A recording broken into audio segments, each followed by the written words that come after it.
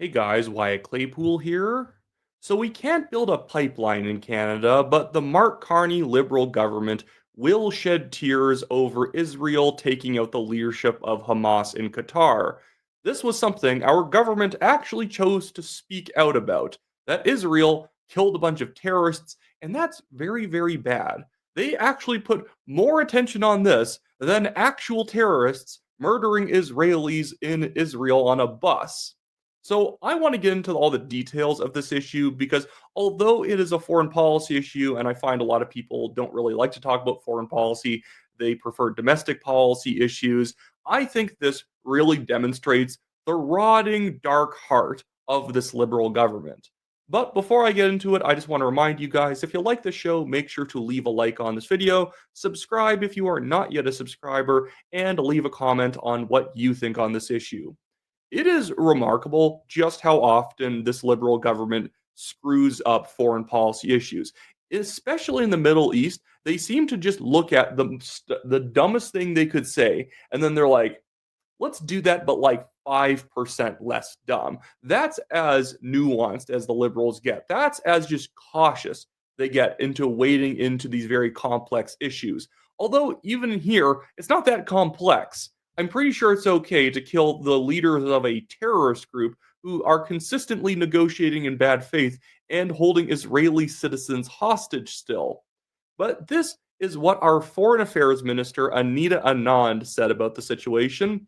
Anita says, Canada condemn. Oh, this is actually the Israeli bus thing, but I want to move on to then what they said about the attack on the Hamas leaders. But she says about this one, Canada condemns the terrorist attack on an Israeli bus today that killed 6 people and injured many more. We offer our sincere condolences to the families of the victims and reiterate that stability in the region remains a top priority for Canada. Now, I kid you not, their condemnation then the next day of Israel killing the leaders of a terrorist group who want to kill all Jews and also hate the West, it was actually more pointed than a Hamas terrorist killing Jews in Israel. Check this post out from our Prime Minister. Canada condemns Israel's strike in Qatar, an intolerable expansion of violence and affront to Qatar's sovereignty. Regardless of their objectives, such attacks pose a grave risk of escalating conflict throughout the region and directly imperils efforts to advance peace and security, secure the release of all hostages, and achieve a lasting ceasefire.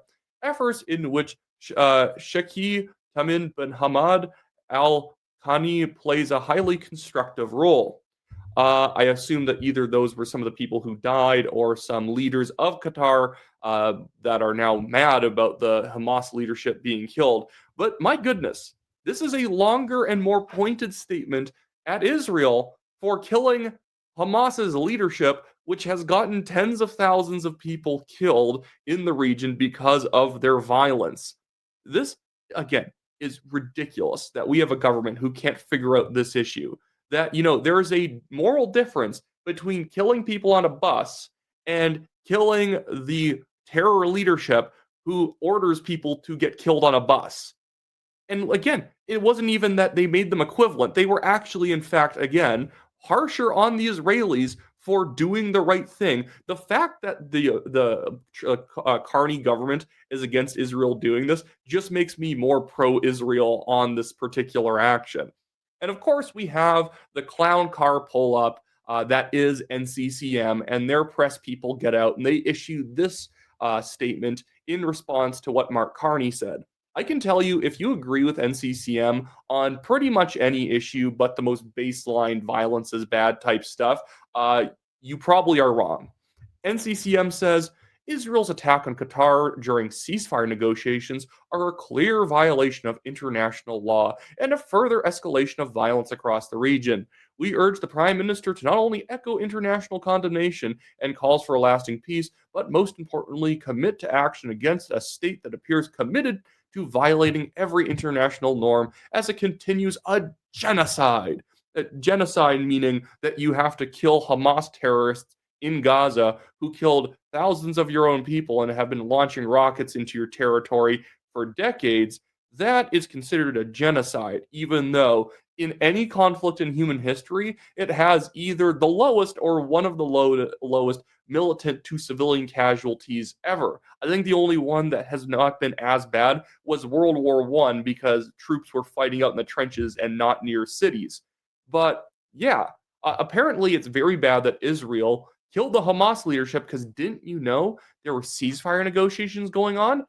There's been ceasefire negotiations since like October 8th, after the attack the Hamas committed in 2023. Hamas's leadership, who, by the way, lives in luxury apartments in Qatar and steals money from their own people and pays people to go murder others, they were only negotiating effectively to draw this out further. Every time Israel says, okay, we can agree to that ceasefire agreement, Hamas says, oh, it's not good enough. Bye. Bye. We can't do that anymore. Oh my goodness, scary. Well, having peace? Disgusting. And then they leave the table. And our government has not only been rewarding these idiots by saying that if we can reach a ceasefire, then if a couple other vague things are achieved, then maybe we will recognize the Palestinian state, which is in fact a terror state, whether it's the West Bank or Gaza, because it's run by terrorists. And our government just seems to, one man's terrorist is another man's freedom fighter, which is one of the dumbest slogans you'll always hear when it comes to foreign policy. Some people are just ISIS and they're cutting people's heads off. Some people are Hamas, like going into a music festival and killing people, just shooting random people. Many of them not even from Israel, just there on vacation at a music festival. At some point, we can call these people terrorists and we should want them to be dead. That's what I would love to ask NCCM. Should the leaders of Hamas die? Should Hamas fighters who have killed innocent people, should they die? Because if they can't answer that, I don't think they have any moral they don't have any moral credibility to be speaking out on any of these issues.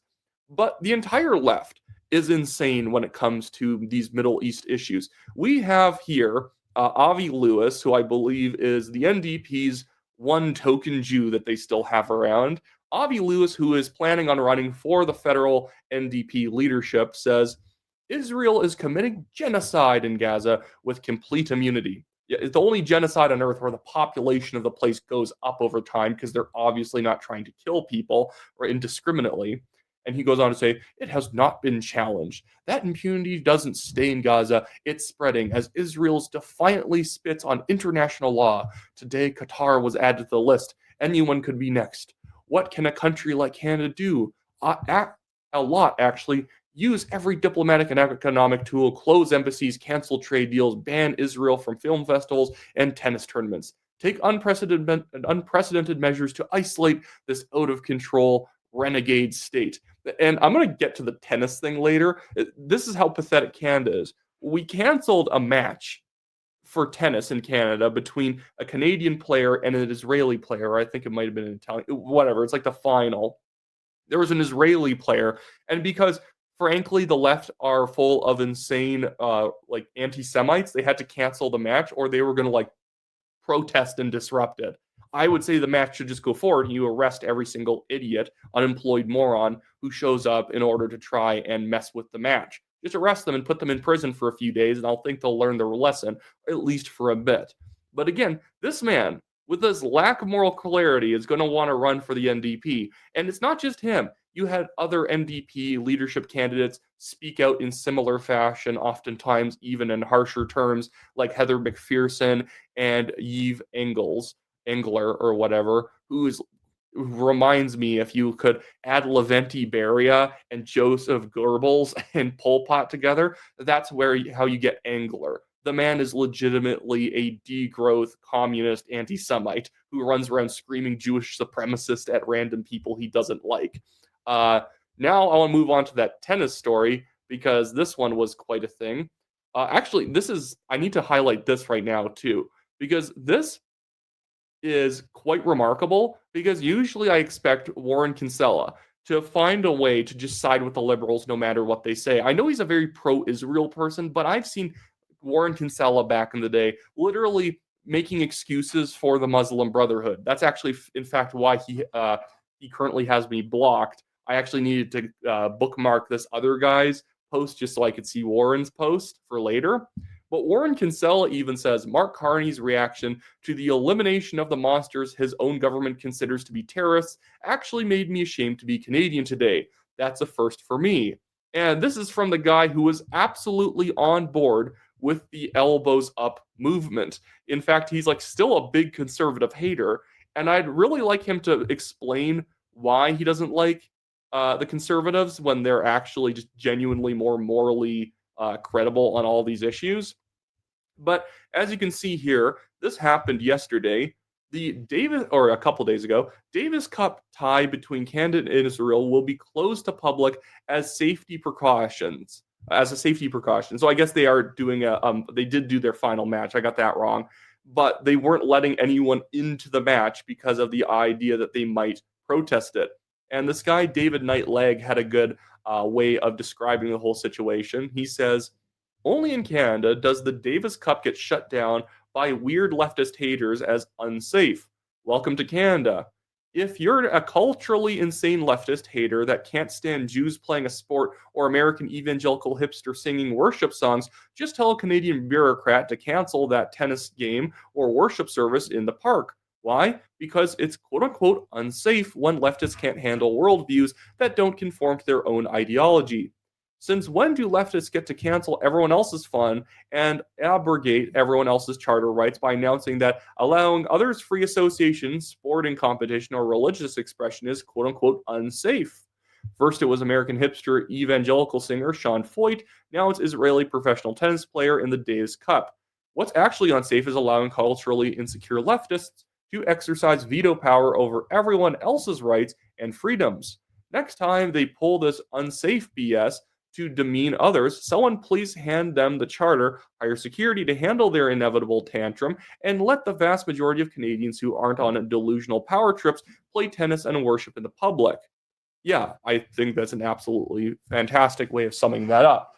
But this is the current Canadian moment that we're living in. Our government gives a tepid condemnation of actual innocents being killed on a bus in Israel by Hamas terrorists, and then gets very uncomfy at the Hamas people who actually incentivize this happen, lead it in happening. Also, they're living in a country that still has slavery, basically. They bring people into the country, steal their passports, and make them work in like 45-degree weather, building things, and then just burying them when they eventually die from heat stroke. Like Qatar is one of the biggest hubs for terror spending in the world.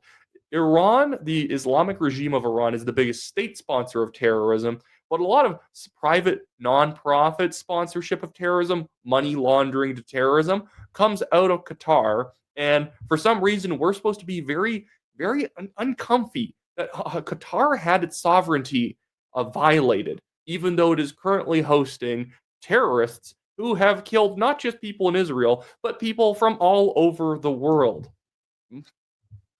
This government just sucks. Like, goodness.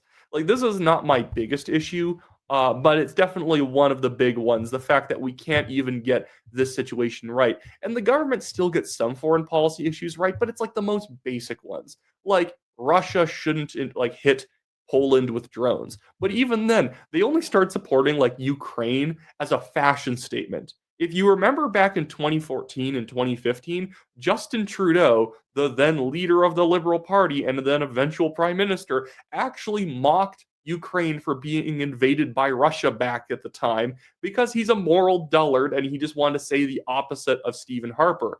That's the thing. They didn't arrive to being pro-Ukraine because they believe in international norms and stopping authoritarian regimes. They only did so because they kind of had to, because it was kind of like the big thing to do in foreign policy right now. And the other big thing is to condemn Israel for protecting itself and excusing Hamas forever. But anyways, that should be it for this video, guys. Hopefully you didn't mind this more foreign policy type topic. I know there's people out there being like, I don't like you talking about Israel, blah, blah, blah. Oh my God, but Israel kills people. And it's like, okay, judge them by any other Western standard, and they will pass by flying colors. If you had a terrorist group on your border, you'd probably act more harshly than Israel does. If anything, one of my big criticisms with Israel is that they go in too tepidly when they should just wipe them out, like Hamas go just steamroll the country, obviously avoiding civilian casualties, to end the war super fast, so then it doesn't drag out for years. But anyway, so that's it for me, guys. Like, share, subscribe, comment, do all that great stuff. I'll see you all later.